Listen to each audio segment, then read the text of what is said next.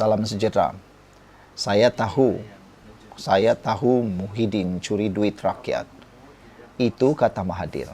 Dan ini terjadi kepada Mahathir selepas mendedahkan bahawa Muhyiddin curi duit parti. Tuan-tuan dan puan-puan sekalian, sebelum kita teruskan apa berlaku kepada Mahathir selepas pendedahan bahawa Muhyiddin curi duit parti, jom kita fikirkan dulu apa sudah jadi dengan Mahathir. Kalau sebelum ini dia serang orang lain, dia hanya serang Anwar Ibrahim, serang-serang orang lain. Tapi kali ini tuan-tuan dan puan-puan, amatlah ketara dia sudah mula terdesak yang melampau-lampau. Sampaikan dia mengungkit perkara bahawa dia tahu Muhyiddin curi duit rakyat. Kalau benar ini berlaku, Mahathir patut buat laporan polis. Itu sebabnya ramai orang dah mula muak meluat dengan pendedahan Mahathir. Kerana kalau betul dia tahu Muhyiddin curi duit parti, yang Mahathir perlu lakukan ialah buat laporan polis supaya isu kes itu diselesaikan dengan tepat. Bukannya menulis atau menyatakan secara media ataupun curi-curi. Lebih baik Mahathir buat laporan polis. Betul?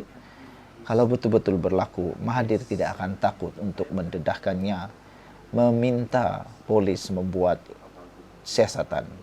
Tapi sehingga ke hari ini kita belum dengar lagi Mahathir membuat laporan polis berkaitan dakwaan Muhyiddin curi duit parti. Jadi sekarang ini kita mau percaya siapa? Mahathir atau Muhyiddin? Tuan-tuan, Tun Dr. Mahathir Mohamad disifatkan sebagai wajib membuat laporan polis segera dan menyerahkan segala bukti yang kononnya beliau memiliki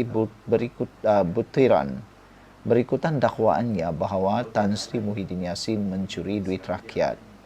Naib Presiden Amanah Datuk Mahfuz Omar dalam kenyataannya berkata, sekiranya Mahathir terus memilih untuk berdiam diri, pihak polis dan agensi penguatkuasaan tidak lagi boleh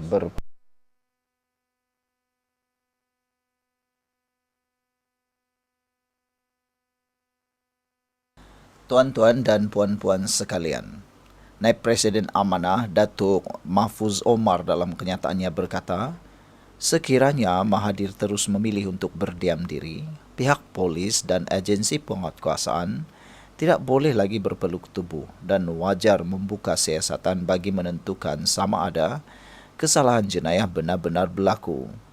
Pihak berkuasa juga perlu menyiasat sama ada wujud perbuatan menyembunyikan atau kegagalan maklumat melaporkan maklumat jenayah oleh mana-mana pihak.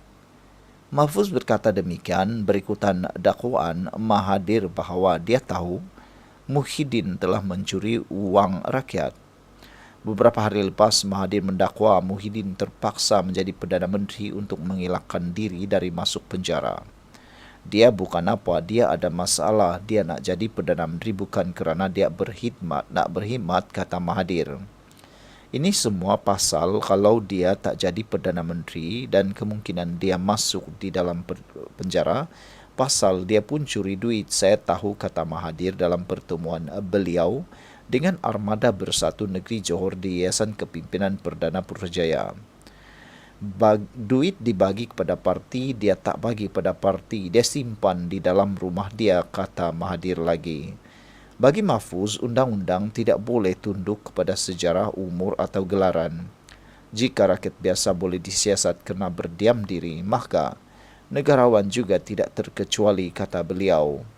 Kenyataan Mahathir bahawa beliau mengetahui Muhyiddin mencuri wang Parti Bersatu adalah satu dakwaan jenayah yang amat serius dan tidak boleh dibiarkan berlalu sebagai modal politik semata-mata.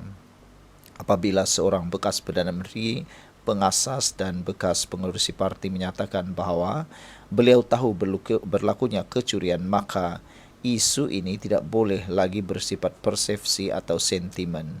Ia adalah persoalan jenayah, integriti dan kegagalan amanah awam.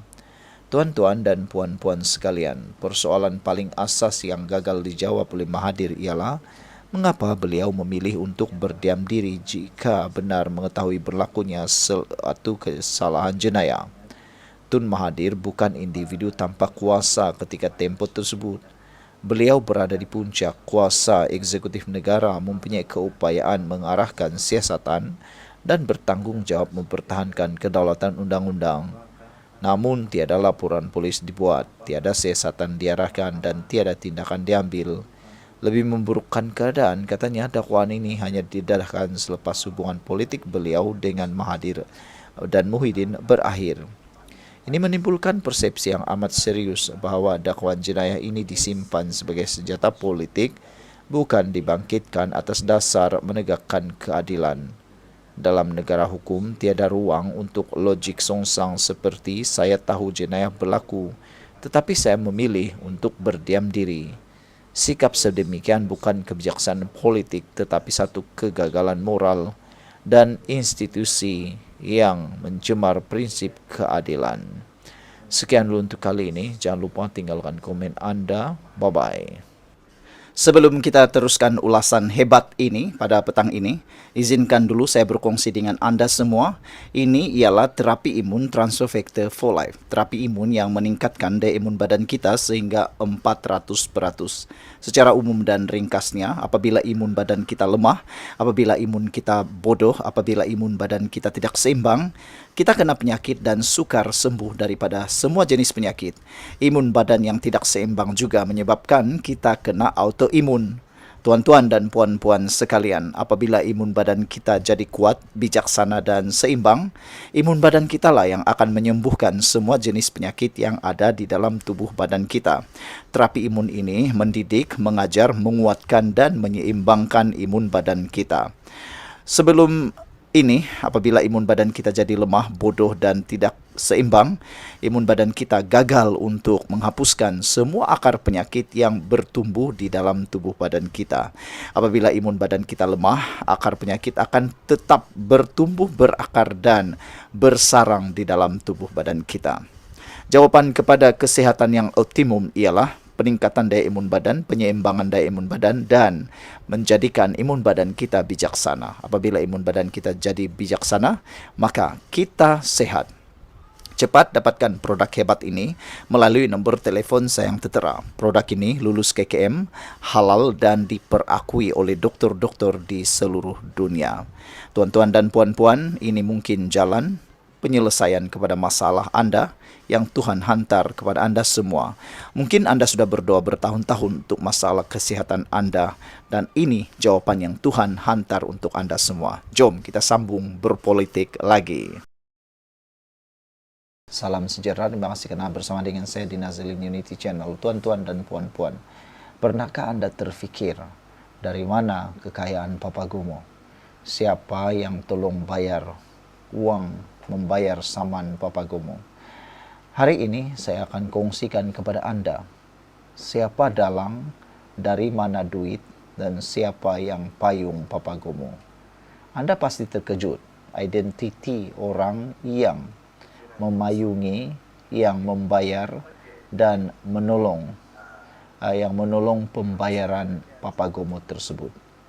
Tuan-tuan dan puan-puan, Papa Gomo telah beberapa kali kalah di dalam kes saman beliau. Papa Gomo ni adalah seorang yang boleh digelar raja fitnah. Banyak kali kalah dan banyak kali dipaksa bayar saman, tapi tak serik-serik. Tapi yang tanda tanya kita ialah, mengapa Papa Gomo tidak serik? Kerana ada orang di belakang beliau, ada dalang di belakang beliau yang seringkali tukang bayar saman Papa Gomo. Tuan-tuan dan puan-puan, rupa-rupanya punca pendapatan atau dalang utama yang membayar saman Papa Gomo ialah para penyumbang awam. Adakah Anda salah seorang daripada orang yang pernah menyumbang kepada syarikat di bawah nama Papa Gomo untuk membayar saman Anwar Ibrahim? Jika Anda pernah menawarkan atau membayar atau mendermakan melalui syarikat itu, Anda adalah orang yang memayungi Papa Gomo atau terlibat sekali dalam kes fitnah tersebut. Sebab Anda sedang membayar orang yang telah kena saman fitnah. Dengan kata lain, Anda menyokong fitnah tersebut. Jadi siapa orangnya? Ya, Andalah. Tuan-tuan dan puan-puan sekalian, bagi Anda yang pernah menderma kepada Papagomo, Anda adalah orang yang mendalangi, yang menjadi penyumbang kepada kegairahan, ketagihan Papagomo untuk terus menyebarkan fitnah. Hari ini, Papagomo didakwa telah menyalahguna syarikat kutip sumbangan awam bayar saman Anwar. Siapa agak-agaknya orang yang telah pernah membayar sumbangan tersebut? Kesian sungguh kan?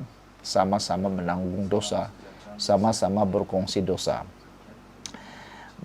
Wan Muhammad Azri Wan Deris atau Papagomo hari ini didakwa di Mahkamah Magistrate atas pertuduhan gagal mengumpulkan perubahan butiran perniagaan kepada pihak berkuasa berkaitan kutipan sumbangan orang awam. Papagomo yang dikenali sebagai Wan Muhammad Azri didakwa menerima sumbangan orang awam bagi membayar saman fitnah Perdana Menteri Datuk Seri Anwar Ibrahim tanpa mengemaskini maklumat syarikat berdaftar. Berdasarkan kertas pertuduhan, syarikat yang diuruskan oleh Papagomo sebelum ini didaftarkan melalui Borang E Kaedah 3 sebagai syarikat pengurusan acara dan barangan runcit. Borang E Kaedah 4 adalah borang pendaftaran perniagaan untuk perniagaan milikan tunggal atau perkongsian di bawah SSM. Tuan-tuan dan puan-puan sekalian, apa yang mengejutkan kita ialah bekas pemuda Exco Pemuda UMNO itu didakwa menerima dana awam melalui syarikat berkenan antara 24 Oktober hingga 30 November 2017 tanpa mengemaskini maklumat syarikat yang mana dana tersebut adalah untuk membayar ganti rugi sivil dalam kes saman difailkan terhadapnya pada tahun 2013. Kes ini boleh dihukum di bawah Seksyen 12A Pendaftaran Perniagaan 1956 yang memperuntukkan denda maksimum RM10.000 atau penjara maksimum setahun atau kedua-duanya sekali. Jadi tuan-tuan dan puan-puan, kalau Anda pernah menderma terhadap syarikat itu, Andalah dalang kepada siapa yang membantu Papagomo untuk terus aktif dan giat menabur fitnah. Jangan menjadi sebahagian daripadanya kerana silap-silap hari bulan Anda sedang berkongsi dosa fitnah. Sekian dulu untuk kali ini. Jangan lupa tinggalkan komen Anda. Bye-bye.